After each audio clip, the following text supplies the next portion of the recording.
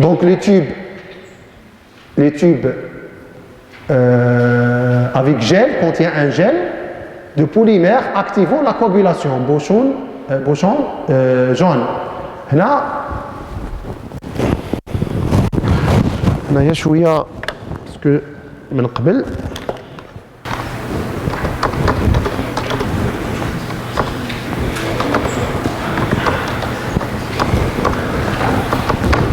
Maintenant, d'abord, les nouvelles.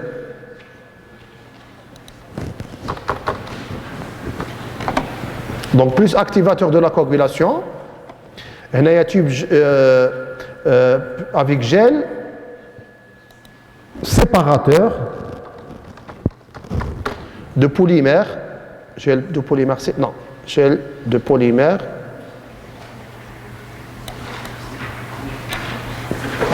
Séparateur.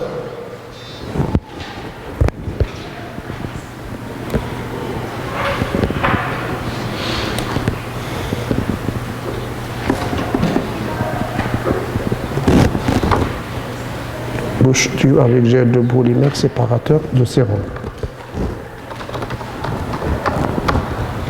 Voilà,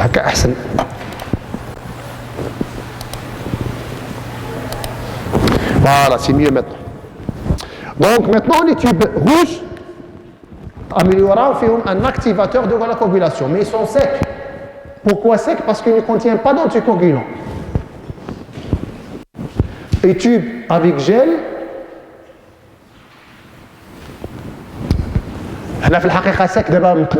l'ancienne génération, maintenant la nouvelle génération, tube avec activateur de coagulation. Ou tube avec gel de polymère. Parce que sec m'a fait une petite quantité de l'activateur de la coagulation. Voilà, le tube sec avec activateur de la coagulation, ça va donner un bouchon rouge, et on va activer la coagulation rapidement. Les tubes avec gel de polymère séparateur, le gel séparateur, donc vous allez séparer le sérum après centrifugation du sang, du kyloglobulaire. C'est le bouchon jaune. Et bien sûr, ces tubes-là, ils sont utilisés, la biochimie, la sérologie,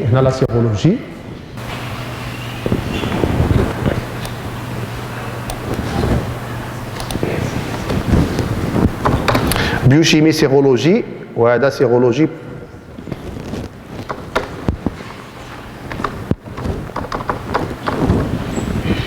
Sérologie, très utilisée pour la sérologie. Voilà.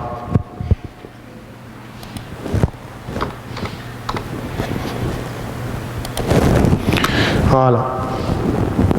Les tubes jaunes, c'est surtout pour la sérologie, et le tube sec, coagulation, biochimie, sérologie, parce que on a regardé, c'est vrai, la biochimie et la sérologie pour les deux, mais il faut séparer quand même mieux. Donc, tube avec anticoagulant, qui contient les anticoagulants, donc vous avez tube héparéné, c'est le vert. Tube EDTA, c'est le violet. Le tube fluoré, c'est le gris. Donc, le tube fluoré, c'est pour les cycles glycémiques. Pour le tube EDTA, c'est pour la biologie moléculaire. Donc, c'est la biologie moléculaire et l'étude de l'hémoglobine. Pour la biochimie, parce que pour le DTA, on l'utilise aussi pour le NFS, pour la numération formée sanguine. Là, on parle de la biochimie. Donc, et tube héparéné pour les examens biochimiques. On va faire quelques définitions. Donc, le sang total, c'est le sang plus anticoagulant. Donc, le sang total, c'est le sang. Bien sûr, le sang total, c'est le sang à l'intérieur du corps. Mais maintenant, on parle des prélèvements.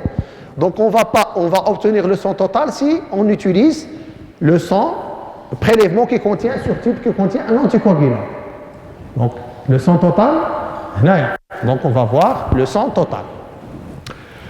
C'est le plasma et les éléments figurés.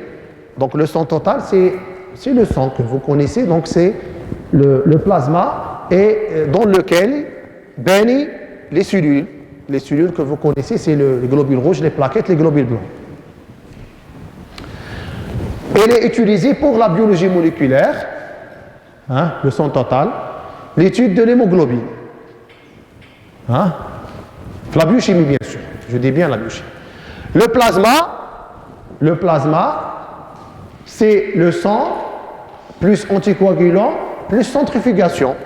Donc on va prélever sur un tube qui contient un anticoagulant. Donc on va centrifuger. Donc on va inhiber la coagulation. Pourquoi? Parce qu'on utilise un anticoagulant. Et si on va faire une centrifugation, donc le culot globulaire en bas, avec une petite couche intermédiaire qui contient les globules blancs et les plaquettes. Et en haut, vous avez le plasma. Vous êtes d'accord? Si votre tube ne contient pas d'anticoagulant, donc ici on parle de sérum. Parce que le plasma, donc on a consommé les facteurs de coagulation. On a activé la coagulation, donc on a consommé les facteurs de coagulation. C'est clair? Donc le sérum est égal sans anticoagulant, plus centrifugation. Donc à ce moment-là, la coagulation consomme les facteurs de coagulation, donc ce n'est plus du plasma. Donc consommer la coagulation, donc les facteurs de coagulation. Donc c'est le plasma sans fibrinogène obtenu.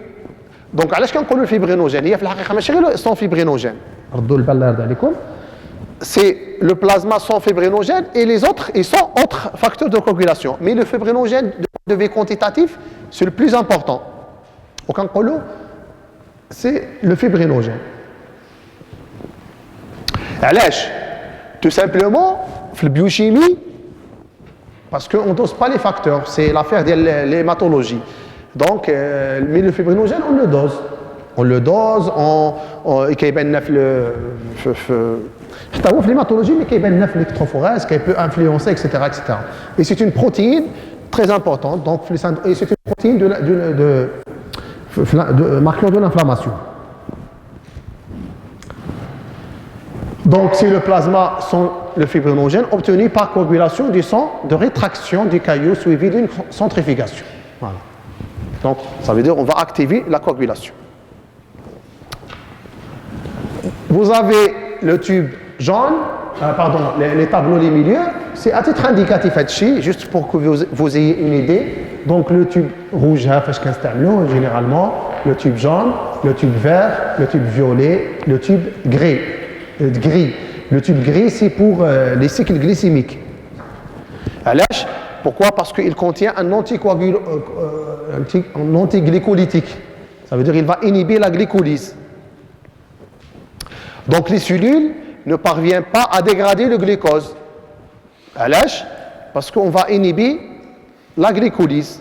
Donc le glucose, on va le laisser le temps normal d'yalo, le temps existant, le temps réel. Donc les cycles glycémiques, les tubes gris, tout simplement, parce qu'on va connecter les tubes. Ça veut dire qu'on va faire un prélèvement à T0. Donc un deuxième prélèvement, un deuxième prélèvement, jusqu'à 2 heures ou 3 heures. On a le service de les tubes. C'est clair? Ça veut dire donc on va les envoyer après 3 heures. Donc si on utilise un tube sec, donc les cellules sont vivantes, ils vont consommer le glucose. Donc le glucose n'est pas fiable. Mais si on utilise un tube gris, on va inhiber la glycolyse. Donc, si on collecte ces prélèvements, après 3 heures, là, après 4 heures, pas de souci. Pourquoi? Parce que, évidemment, les cellules ne parviennent pas à utiliser le glucose parce qu'on a inhibé la glycolyse. C'est clair? Très bien. Maintenant, les urines. Les urines de 24 heures. Donc, ça veut dire qu'on va collecter, le patient collecte les urines de 24 heures. Le mode, c'est quoi? C'est qu'il se réveille.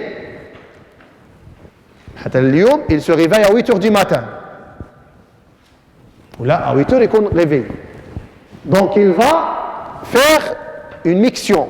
Ça veut dire qu'il va vider sa vessie. À 8 h du matin. Donc, il va vider la vessie toilette. Après, donc toutes les urines au cours de la journée, il dit un flacon collecteur. Donc les mictions la miction tanière, la troisième miction, etc. Jusqu'à le lendemain à 8 h du matin. À 8 h, donc il va uriner. Les urines في الفلاكون. المرة الأولى à 8 h les urines في التواليت، المرة الثانية à 8 h les urines في الفلاكون. Donc vous avez collecté les urines exactement de quoi? De combien? De 24 heures. Parce que le premier jour à 8 h il doit uriner dans les toilettes. Pourquoi? Parce que les urines de la vessie sont des urines de 3 heures, de 2 heures, ce n'est plus de 24 heures. Donc il faut avoir tes zéros. Mais après, le lendemain à 8 h, علاش خصو يدير في الفلاكو ما يديرش في هذا؟ Parce que la nuit راه داخله في 24 ساعه. Donc automatiquement, vous avez bien compris. Très bien. Donc c'est ça la façon de collecter les urines de 24 heures. Est-ce que c'est clair? Très bien. Et bien sûr, les résultats sur un échantillon de 24 heures, automatiquement, vont être exprimés par 24 heures, parce qu'on a collecté les urines de 24 heures. Échantillon urinaire, maintenant. Échantillon urinaire, ce n'est pas les urines de 24 heures. À n'importe quel moment, le patient urine dans un petit flacon et on va faire les analyses sur ce petit flacon. Donc, c'est une urine mictionnelle. C'est une urine mictionnelle, ça veut dire dans un échantillon urinaire. Et l'avantage des urines de 24 heures par rapport à l'échantillon urinaire, c'est quoi? C'est que le 24 heures, vous aurez toutes les variations respectives de la journée, de la vie, toutes les variations habituelles. C'est clair? Il y a un تعبير آخر. Donc, on veut faire par exemple la protéinurie, une protéinurie. واحد الباتيون كان مرتاح, donc allongé, ناعس. Donc, vous aurez une protéinurie, voilà, physiologiquement parlant, moins importante, parce que le patient كان مرتاح نهار كامل ناعس, allongé. Un patient qui a fait une activité physique, sportive très importante. Donc automatiquement, vous aurez quoi? Une protéinurie physiologiquement parlant. Je ne parle pas maintenant de la pathologie, je parle du point de vue physiologique. Donc il y a une grande activité, donc une grande pression, donc automatiquement il y a une augmentation de la protéinurie. C'est clair? Ou là, un patient qui a pris du café, par exemple, là, qui a pris des substances naturelles, ou là, médicamenteuses, mais qui sont diurétiques. Donc, vous allez forcer la diurèse et vous pouvez avoir une dilution de votre échantillon urinaire. Parce que nous, le dosage, qu'est-ce qu'on fait? On dose, on détermine les concentrations. La concentration, c'est quoi? C'est le nombre de moles d'une substance par volume. Là, le N est égal à CV. Donc, C est égal à 1 sur V. Donc, si vous augmentez le V, la concentration diminue. Si vous diminuez le V, la concentration augmente. Donc, la variation de la concentration d'une substance varie aussi en fonction du volume. Donc, je vais uriner plus, donc je vais diluer.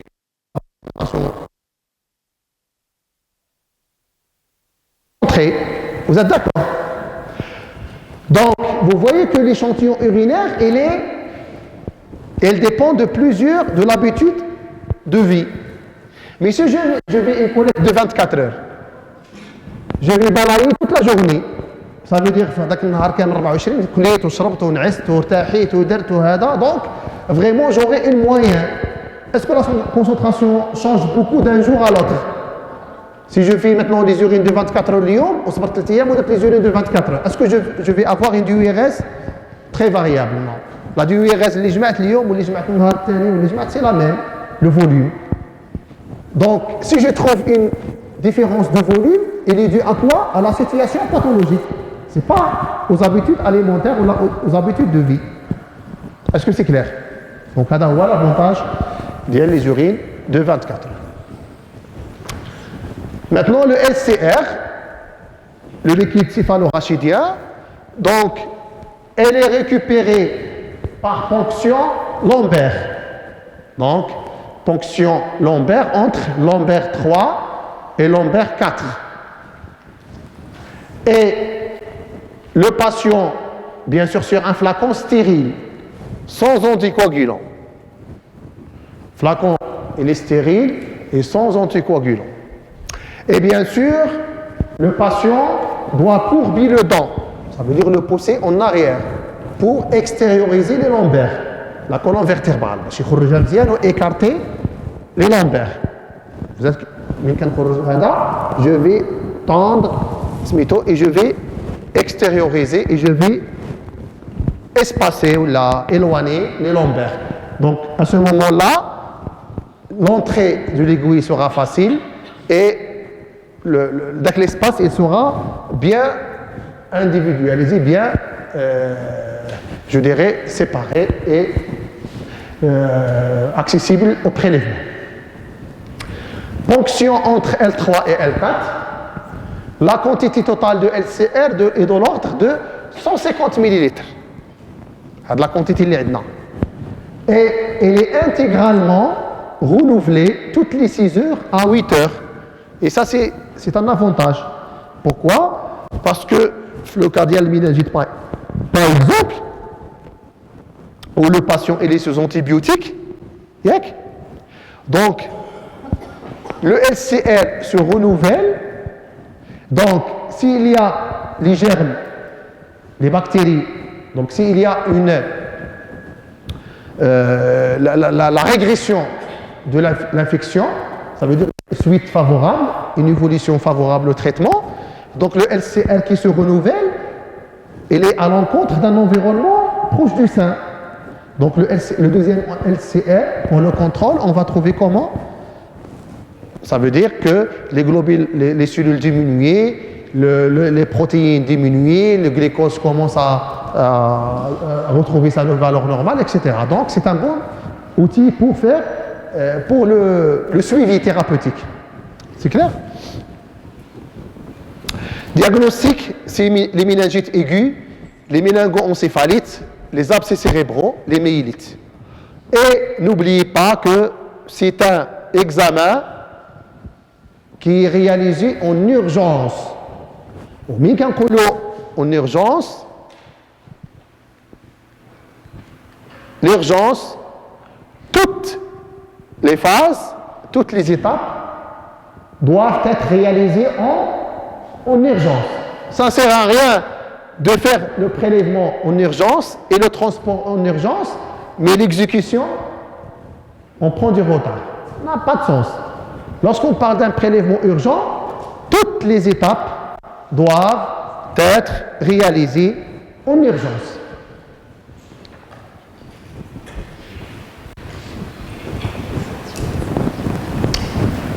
Donc, pour analyse cytobactériologique, pour analyse biochimique, dosage du glucose, des protéines, des ions, chlorure, les enzymes, etc. Voilà. Donc, vous voyez ici le liquide où se trouve, et on va ponctionner à ce niveau-là, entre le L3 et L4. Maintenant, les épanchements et liquides. Donc, les épanchements et les liquides. Donc, on peut faire le prélèvement pleural, du liquide pleural, en cas de pleurésie. On peut faire le prélèvement du liquide d'acide en cas d'infection au niveau de la cavité péritonéale. Le liquide synovial au niveau du cartilage, en cas d'inflammation. Le liquide intestinal dans le liquide duodénal. Et les autres milieux qu'on peut utiliser, c'est le sang artériel, hein, pour la gazométrie, ça veut dire la détermination des concentrations des gaz du sang.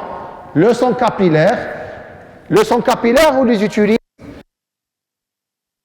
présente un accès difficile un accès difficile aux les artères. Donc, présente un accès difficile. الناس اللي كيديروا لا chimiothérapie etc. ولا اللي عندهم vraiment une altération de l'état général, donc l'accès aux veins il est très difficile. Donc on peut faire le sang capillaire, ou bien les nouveau-nés, les prématurés, ou là les sujets les vieillards, donc ou là pour la protection d'un capital vineux. مثلا الناس اللي كيديروا الدياليز كنحتاجوا لهم دائما لافين كل يوم 3 ايام خص تكون عنده اون en fait ils doivent être fistulés la fistulisée la fistule artério-vineuse les FAV pour garder l'accès parce que chaque 2 jours 3 jours c'est dire dialyse. Donc هاد les sujets هذا خصنا نحافظوا لهم على les veines parce que si on garde pas les veines راه l'accès ou l'utilisation des dialyses c'est difficile. Donc on peut faire le sang capillaire. Et puis, on peut faire les analyses sur les selles, par exemple la recherche du sang dans les selles, ou l'examen biochimique. L'examen biochimique des calculs, les calculs urinaires par exemple, ou là le calcul rénal. Donc, on peut faire sur le calcul rénal, on peut faire un examen biochimique. La salive, on peut faire un examen biochimique sur la salive. Par exemple, l'amylase salivaire, se réalise sur le prélèvement salivaire. La sueur, on peut faire par exemple le dosage du chlore sur la sueur, le diagnostic de la mycoviscidose. Ce n'est pas le diagnostic il est moléculaire et génétique, mais parmi les examens sur on s'arrête là. Merci.